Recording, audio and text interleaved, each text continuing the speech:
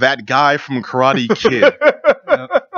All right. But Johnny, you actually got to check out a game that we didn't get to last week. We couldn't cover, unfortunately, but we'll take another crack at it now. Tooth and Tail. Oh yeah, Tooth and Tail. So this is a real-time strategy game that you're playing as this rat mousy type leader, and there's different leaders for 4 different factions in this game. But essentially, what's happening is you're playing as animals.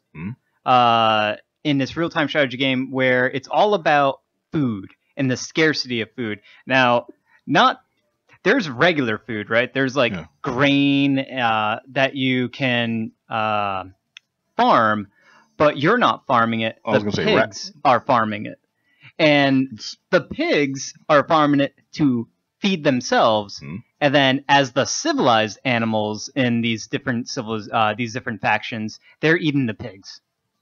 The rats are eating the pigs. The rats, the frogs, the badgers, and the warthogs. They're all eating. It's all about this war that has erupted between these factions because one faction ate the child of another faction's leader because they were hungry. Wow. So they ate them. And then it started like this whole war between the civilized and the uncivilized and the haves and the have-nots. What the hell kind of dark barbaric stuff is? And it's all about meat. And whoever's eating meat, they are the civilized. They are the worthy ones to sort of rule over all other factions that exist within this world. Versus you say worthy, those I think like Simon meat. Belmont from the Captain N or Peter Perfect. I see you talk like this because I'm the hero. Now let's eat our competitor. It's exactly that. With a weird dichotomy here. So you're warring with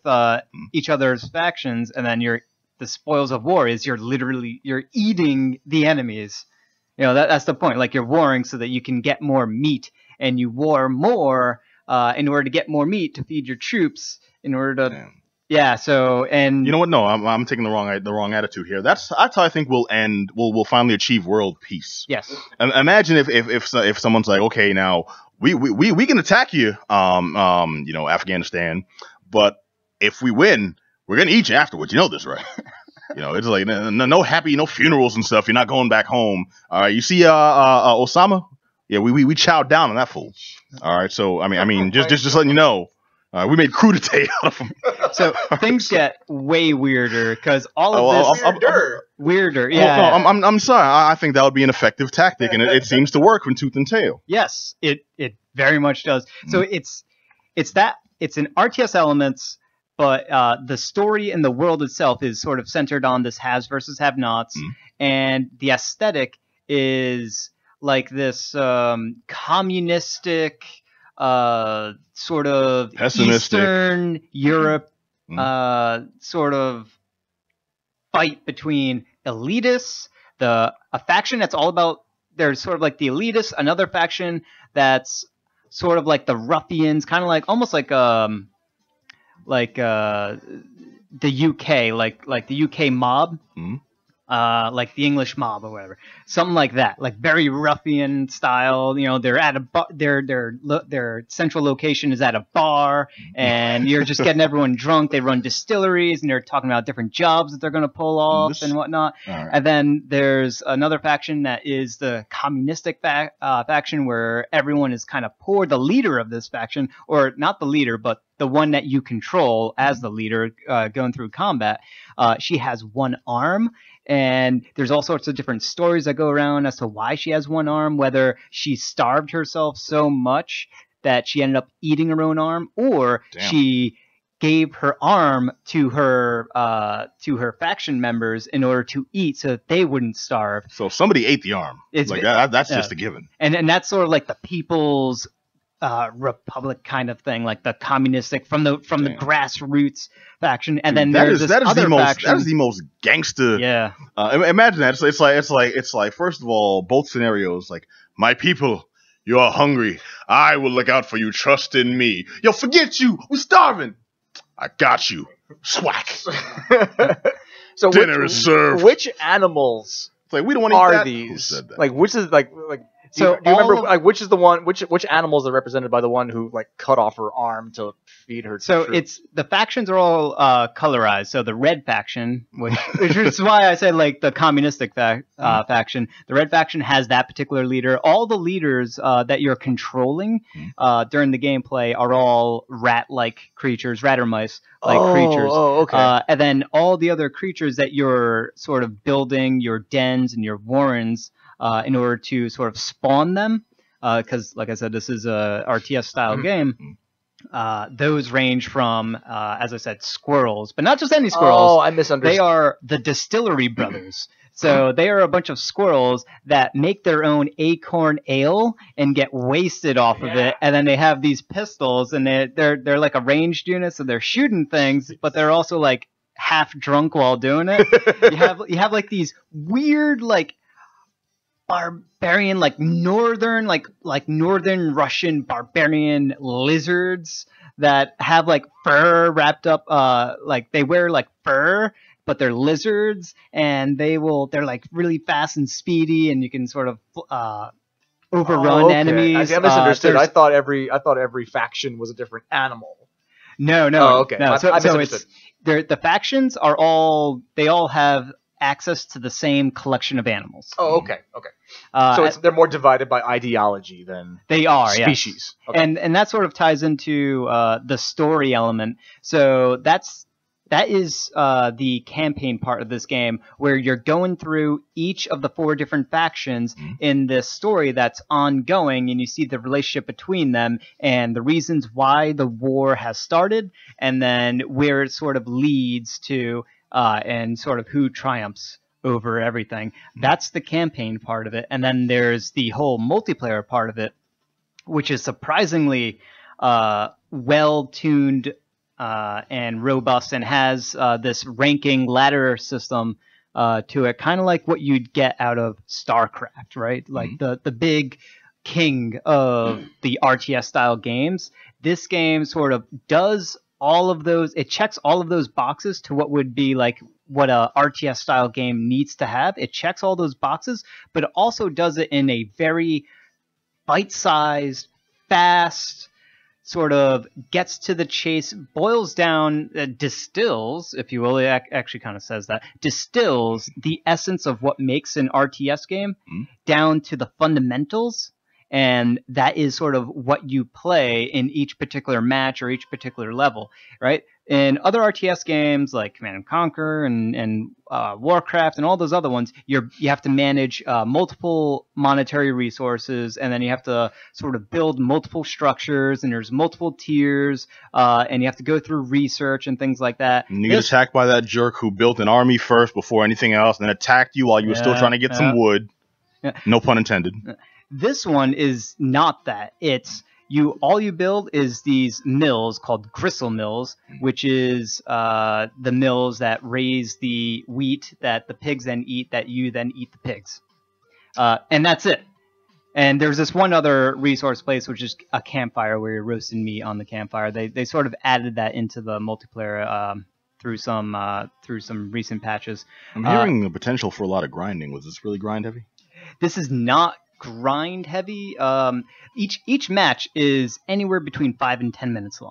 So they are very, very quick matches. The single player part of it, the story is sort of separated between matches, and then when you are the levels that you're playing, and when you're not playing these tailored levels, you are going through this confined room. It's a big room. It's more like a big environment, and you're moving around it and talking to all the different NPCs that are part of your faction. You might get representatives from other factions in there, and it's really sort of, you learn about the story by talking to these NPCs that are around the room, and you're going through each of the factions' different sort of headquarters locations, and having a chat with them and learning more about the world and learning more about all of their suffrages and whatnot, because you're running low on meat. And then when you're going into the multiplayer part of it, the other big part of it that separates it from everything else is that the maps are randomly generated.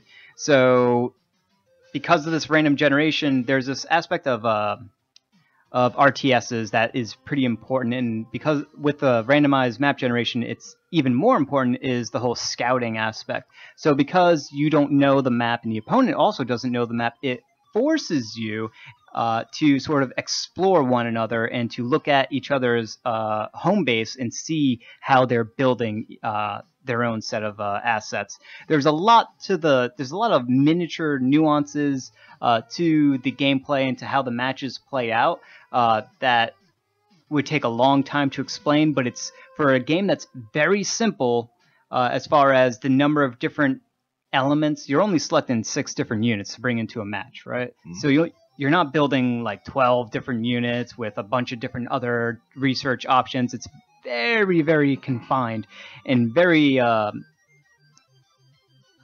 let's just say confined. It seems very contained because normal RTS games, at least that I'm familiar with, I'm building maybe 2 different classes, and then I'm focusing on, tanks and vehicles and such. Yeah, it's like that, except you make that decision before you start the match, and then as you're playing through the match, you're working with the limited set of units that you pre-selected beforehand, and after that, it's really just execution.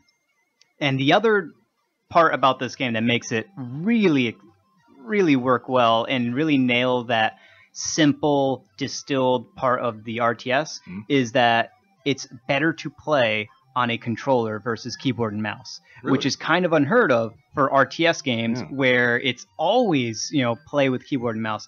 In this one, all of your commands, all of your meta, micro level controls, you are just controlling the leader. And through the positioning of where you place the leader, your troops will then follow suit through 2 different types of commands that you can issue them. And that sort of controls everything else about the RTS elements, and it really simplifies things, but still keeps the level of complexity and the level of thinking that you need to sort of invest and sort of think about what the opponent's going to do, how to react against what they're doing, how to get, some sort of advantage.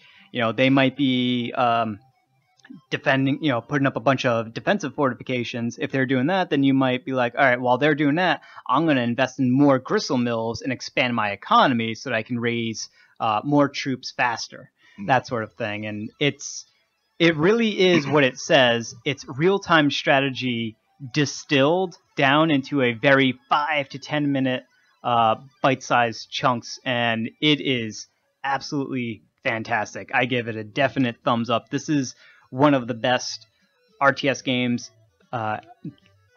real-time strategy games that I've played in years. All right, damn, I'm kind of impressed because normally you hate everything.